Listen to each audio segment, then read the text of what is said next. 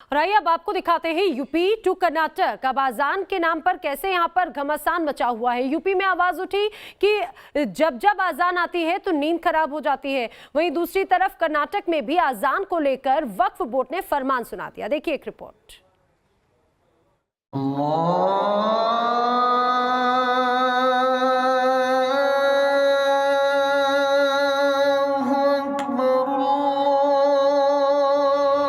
संगीता श्रीवास्तव इसी बंगले में रहती है और ठीक इसके अपोजिट साइड में सामने मस्जिद है। सुबह 5:30 बजे के आसपास जो अजान होती है उससे उनकी नींद में खलल पड़ता है। ये सरासर गलत है। ये 5 मिनट में इनको क्या तकलीफ होती है ये बताओ। ये मजहबी मामला है तो सर्कुलर नहीं इशू करना चाहिए था।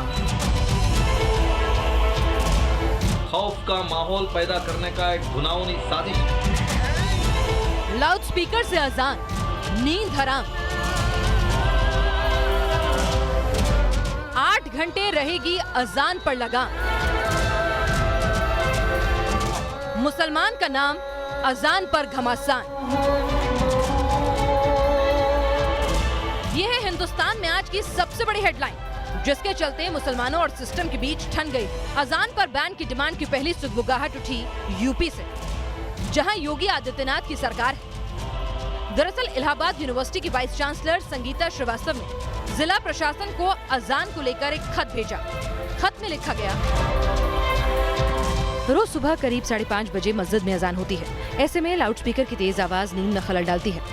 अजान के कारण नींद बाधित होती है और फिर बाद में नींद नहीं आती, जिसके कारण पूरे दिन सर में दर्द रहता है और इसका असर कामकाज पर पड़ता है। ये किसी भी संप्रदाय, जाति या वर्ग के खिलाफ नहीं है, लेकिन आपकी स्वतंत्रता वहीं खत्म हो जाती है जहां से मेरी नाक शुरू। वाइस चांसलर संगीता श्रीवास्तव की डिमांड को लेकर एक नई बहस का आगाज हुआ, लेकिन उससे पहले समझ लीजिए आजान पर एक और कंट्रोवर्सी, यानी नॉर्थ टू साउथ सुर्खियों में सिर्फ और सिर्फ अजान है।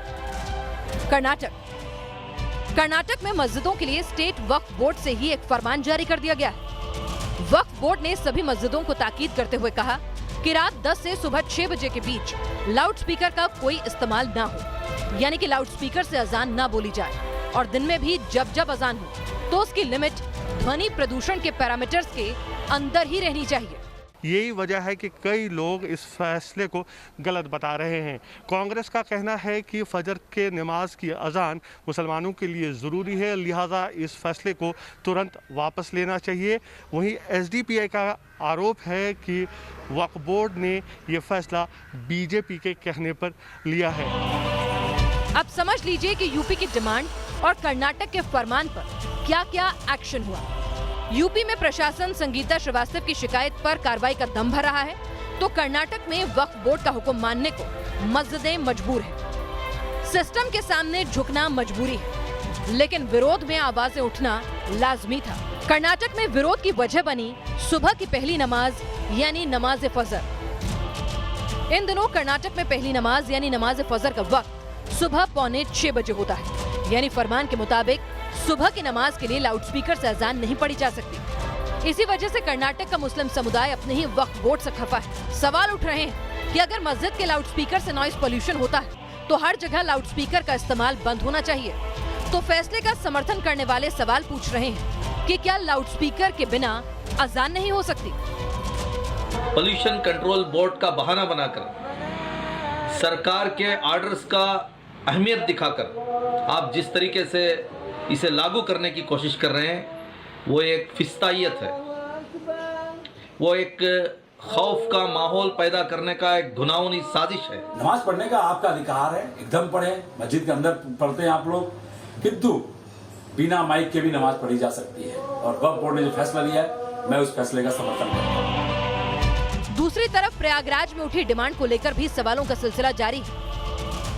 5 वक्त की होती है और क्योंकि शुरू से लाउड स्पीकर लगा है, जिसका परमिशन भी है 2 हॉर्न का। अब सुबह की टाइम चूँकि जो है बड़ा पीस रहता है, शांति रहती है, कोई कोलाहल नहीं रहता है, इसलिए वही आवाज़ तेज़ लगती है। जी, हम लोग तो ऑलरेडी ड्यूटी में रहते हैं, लेकिन मैडम काफ़ी देर रात तक जगती हैं।